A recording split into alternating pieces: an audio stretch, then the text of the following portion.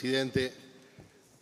Quizás sea un buen momento del transcurso de esta interpelación de desescalar un poco, pero no el volumen de la voz, sino bajar de las conjeturas a los hechos demostrables y en todo caso volver a fundar nuestras opiniones en base a esos hechos. Esto siempre es aconsejable en el marco de un debate o de cualquier exposición de ideas, pero a veces en el fragor de... Ya terminé, ¿no? En el fragor... Muchas gracias, señor presidente. Muchas veces en el fragor del debate nos olvidamos que tenemos que fundamentar en base a hechos nuestras opiniones. Me olvidé de saludar y de darle la bienvenida al ministro Maía. Siempre es un gusto escucharlo hablar, a él y a su equipo.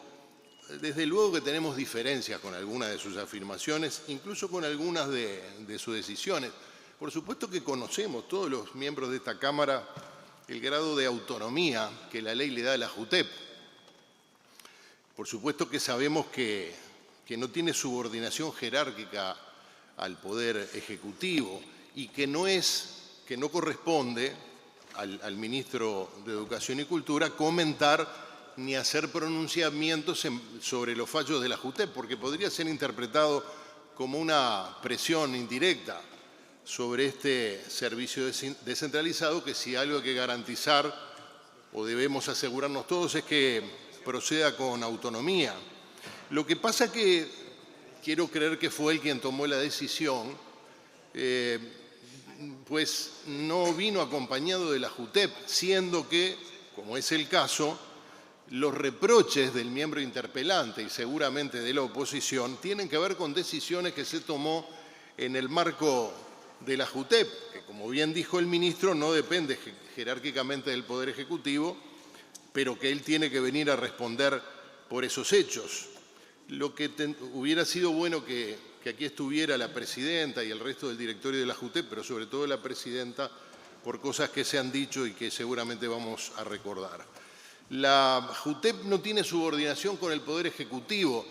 Lo que tenemos que asegurarnos es que no lo tenga tampoco con los partidos políticos que integran el Ejecutivo, porque si no puede darse el caso, como sospechamos que se da, y pretendemos demostrarlo con hechos, de que las presiones indebidas, ilegales, no vengan desde el Ejecutivo, no vengan del ministro Maía ni de la torre ejecutiva, pero puedan venir quizás de su propio partido. Y mire, vamos a hablar de hechos. El 21 de septiembre del 2021, la JUTEP le comunica a Antel, por entonces presidida por el actual diputado Gabriel Gurméndez, que tenía una conclusión sobre el caso de las irregularidades denunciadas sobre la construcción del Antel Arena.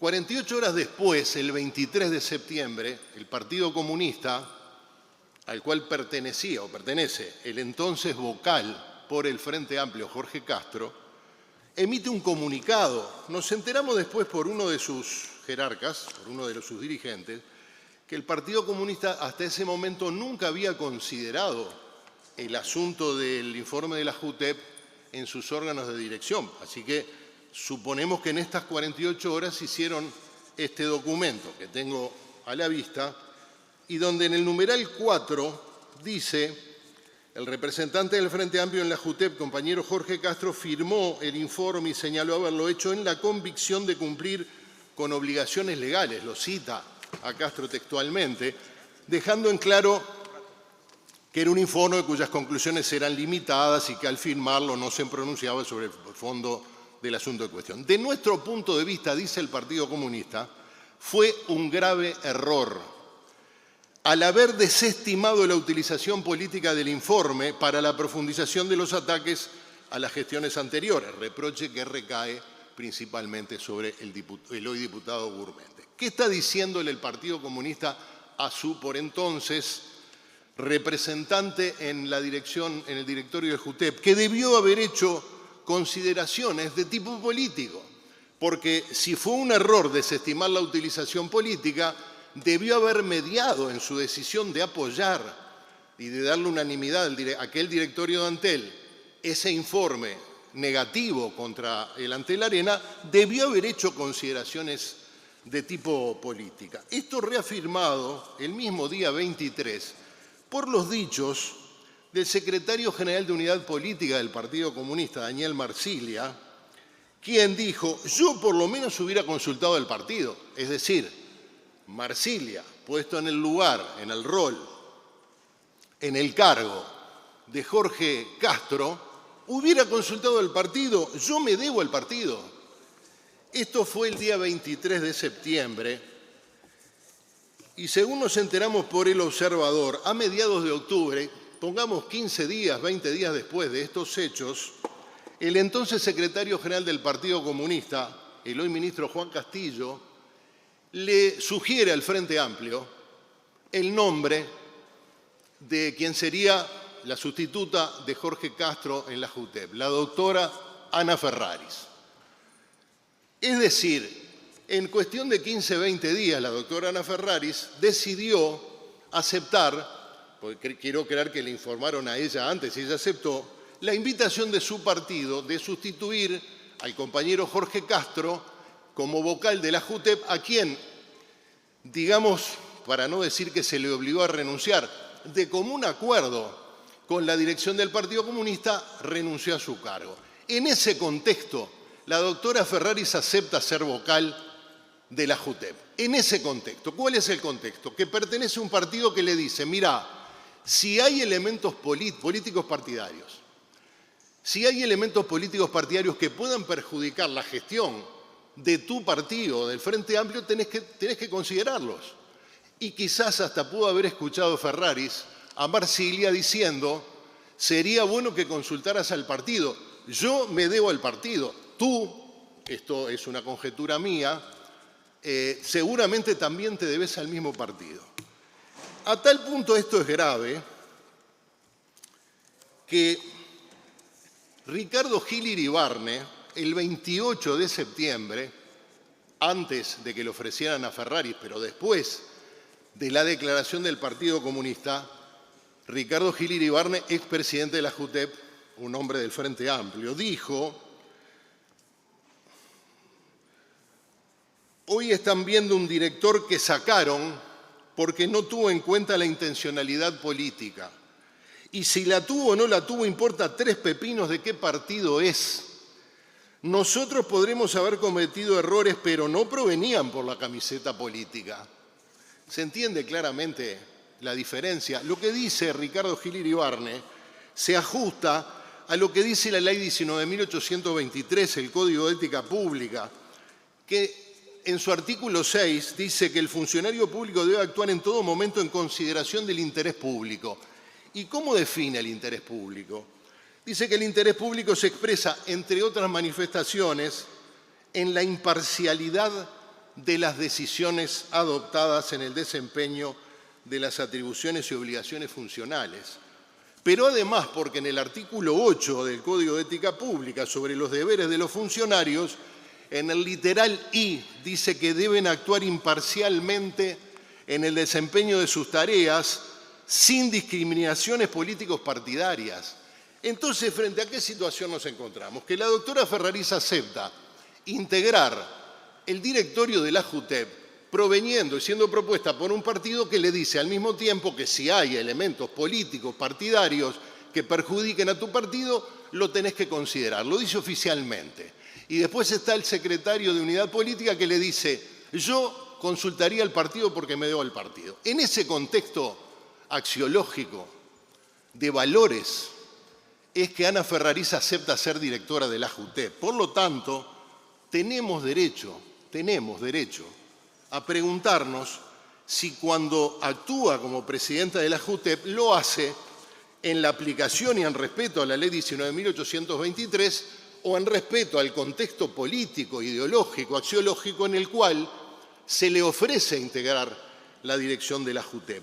Y la verdad es que de los hechos expuestos por el miembro interpelante surge la comprobación, no la comprobación, pero la reafirmación de que va por el lado de la acción político-partidaria, porque en este episodio del doctor Danza, que ha sido, vaya si lo ha sido, un problema para el gobierno, tuvo una serie de decisiones como presidenta de la JUTEP que de transparencia no tienen nada y que cualquiera que haya estado en un cargo ejecutivo y de verdad haya estado preocupado por demostrar transparencia, sabe cómo se tiene que actuar.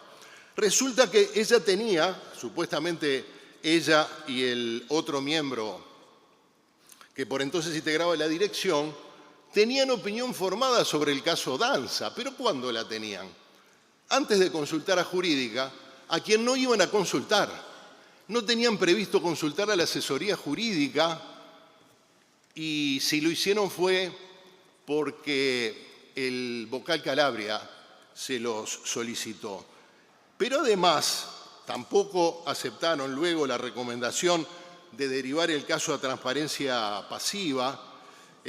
Quizás si eso hubiera ocurrido, alguno de los reproches que le hicimos a la ministra de Salud Pública sobre el accionar del doctor Danza no se lo hubiéramos hecho, pero no lo sabemos porque no lo derivaron a transparencia pasiva. Pero además, la propia presidenta de la JUTEP actuó por sí y ante sí en la conducción de la investigación o de la recolección de información para eventualmente tener una opinión final sobre el tema. Pero ¿cómo se le ocurrió hacer una cosa así, señor presidente, cuando, si alguien en este país tiene que darnos garantía de transparencia e imparcialidad, es la presidenta de la JUTEP, siendo que cualquiera que haya estado en un cargo ejecutivo sabe que derivando a la asesoría jurídica, el jerarca se blinda de que nadie piense que está utilizando su alto cargo para torcer la recolección de información o de opiniones en favor de uno o de otro, o eventualmente de escuchar esa intencionalidad política que podía haber en la oposición, como decía el Partido Comunista en el año 21, en cuyo contexto sugirió el nombre de Ana Ferraris para dirigir la JUTEP. Pues ella se metió a pedir acciones. Por ejemplo, le pidió a la Facultad de Medicina un informe para saber si el doctor Danza cumplía a satisfacción su rol docente. Un grado 5, un hombre de la Facultad de Medicina, un hombre del entorno de poder mayoritario de la Facultad de Medicina. ¿Qué otra cosa podría decir la Facultad de Medicina sino un informe laudatorio, encomiástico del doctor Danza? Da la impresión de que esta decisión, que no la tomó la asesoría jurídica, quien no conducía la investigación, sino ella misma, siendo juez y parte, da la sensación de que estaba buscando información, opiniones que avalaran la solidez del doctor Danza en su accionar. Y finalmente el episodio del desprecio por el informe de la asesoría jurídica, que por cierto que no es vinculante, ni en este caso ni en ninguno. Pero ¿para qué habría de tener una asesoría jurídica integrada, como dijo el diputado Abdala, por funcionarios que llegaron a ese lugar por concurso, si no es por lo menos para escucharlo, para tenerle cierta consideración? Pues la doctora Ferraris ni siquiera tenía previsto consultar la asesoría jurídica. De manera que, así las cosas, tenemos derecho a pensar de que la doctora Ferraris no tiene independencia, no es imparcial. ¿Y sabe qué, señor presidente? Y con esto termino. ¿Sabe cómo se hubiera resuelto esto? Quizás todavía se pueda resolver, porque son las 3 de la tarde y si la doctora Ferraris está en Montevideo, el ministro le puede pedir que venga. Le puede decir, presidente de la JUTEP, venga a darnos una mano, porque la oposición está haciendo señalamientos que yo no puedo responder, porque no me corresponde. Le corresponde a usted responder. Perfectamente podría resolverlo. Si hoy hubiera comparecido el directorio de la JUTEP, quizás muchas de las cosas que le estamos reprochando al ministro no lo estaríamos haciendo. Quizás podríamos terminar esta interpelación escuchando de boca de la doctora Ferraris los dichos del Partido Comunista. A mí no me vinculan, yo actúo con total independencia a pesar de que me propusieron para este cargo en un contexto en el cual se le decía al representante del Frente Amplio, del Partido Comunista, que debía hacer consideraciones políticas violando el Código de Ética Pública. Muchas gracias. Gracias, diputado.